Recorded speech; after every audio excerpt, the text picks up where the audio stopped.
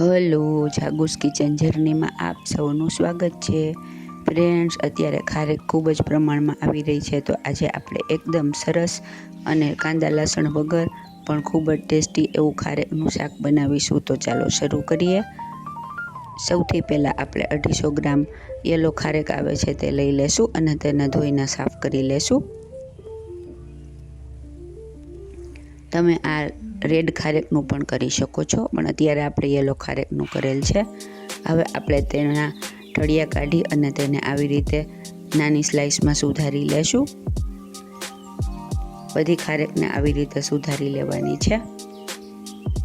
Friends, ખારેક સુધારી ready હોય તો એકદમ ઝડપથી આ શાક બની જાય છે અને ખાવામાં તો એટલું ટેસ્ટી ના કે હું તમને શું કહું. જો આપણી ખારેક રેડી થઈ ગઈ છે. હવે આપણે એક કુકર લેશું. આ શાક આપણે કુકરમાં જ રેડી કરીશું એટલે આપણું શાક ફટાફટ રેડી થઈ જશે. એમાં 3 થી 4 ચમચી જેટલું તેલ મૂકીશું. તેલ આવી જાય એટલે આમાં આપણે 5 ચમચી જેટલું જીરું એડ કરીશું અને 5 ચમચી જેટલી હિંગ એડ કરીશું. આપણે આમાં ડુંગળી લસણનો કશો જ ઉપયોગ નથી કરતા, તો પણ આપણું શાક ખૂબ જ સરસ લાગશે. હવે 7-8 મીઠા લીમડાના પાન અને 1 લાલ મરચું એડ કરીશું. ત્યારબાદ તેમાં સમારેલી ખારેક એડ કરીશું અને તેને બરાબર સોતે કરીશું. ગેસની ફ્લેમ મીડિયમ રાખવાની છે.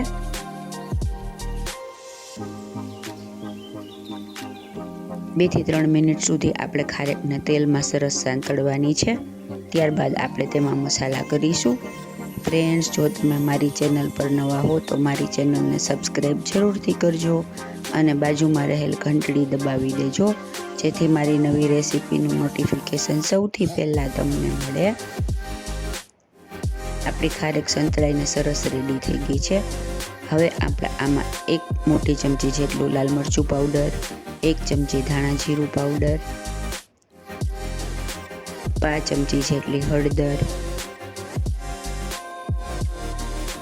પિંચ જેટલું ગરમ મસાલો અને 1 ચમચી જેટલા આદુ મરચાંની પેસ્ટ એડ કરીશું. ગરમ મસાલો તમારે ન ખાવો હોય તો તમે સ્કીપ કરી શકો છો.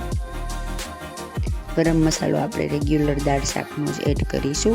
ત્યારબાદ 2 મોટી ચમચી જેટલો ચણાનો લોટ લેશું, પણ ચણાનો લોટ મેં અહીંયા શેકી લીધો છે. ત્યારબાદ 1 ચમચી સિંગદાણાનો પાવડર અને 1 ચમચી તલનો પાવડર લેશું. તલનો પાવડર તમારી પાસે ન હોય તો સિંગદાણાનું પાવડરનું પ્રમાણ ડબલ કરી નાખવાનું છે. ત્યારબાદ સ્વાદ મુજબ મીઠું લેશું.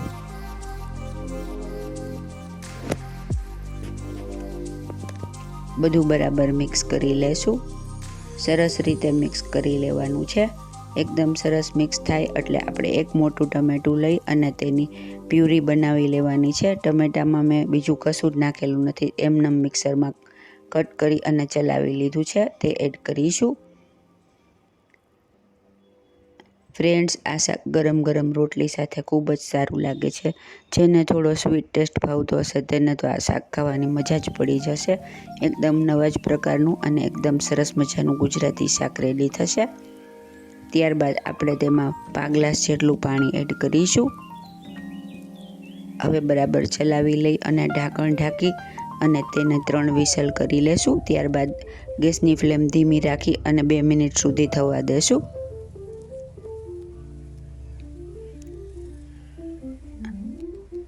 પછી રૂમ ટેમ્પરેચર ઉપર આવે એટલે આપણે કુકરને ખોલી લેશું.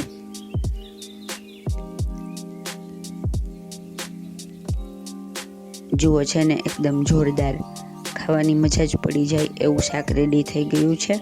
હવે આપણે તેને સર્વિંગ પ્લેટમાં લઈ લેશું. આ શાક ગરમા ગરમ ખૂબ જ સરસ લાગે છે, તો તમે એકવાર ચોક્કસથી ટ્રાય કરજો. રેગ્યુલર શાક ખાવાનો આપણને ઘણીવાર કંટાળો આવતો હોય, તો આ એક નવા જ પ્રકારનું અને નવા ટેસ્ટનું શાક છે, તો તમે ચોક્કસથી બનાવજો. હવે આપણે એને ઉપરથી કોથમીરથી ગાર્નિશ કરીશું. જેને એકદમ જોરદાર, જેટલું દેખાવમાં સરસ છે એટલું જ ખાવામાં મજેદાર છે. તો તમે પણ આ ખારેકની સિઝનમાં આ શાક ચોક્કસથી બનાવજો, મજા જ પડી જશે.